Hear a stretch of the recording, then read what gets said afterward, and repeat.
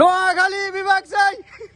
তোর কি বাড়াই দেয় এ কি এ তোমরা নোয়াখালী কি এত ইনসাল্ট করো, বুঝলাম না কাহিনী। এটা কি তেনা ভাই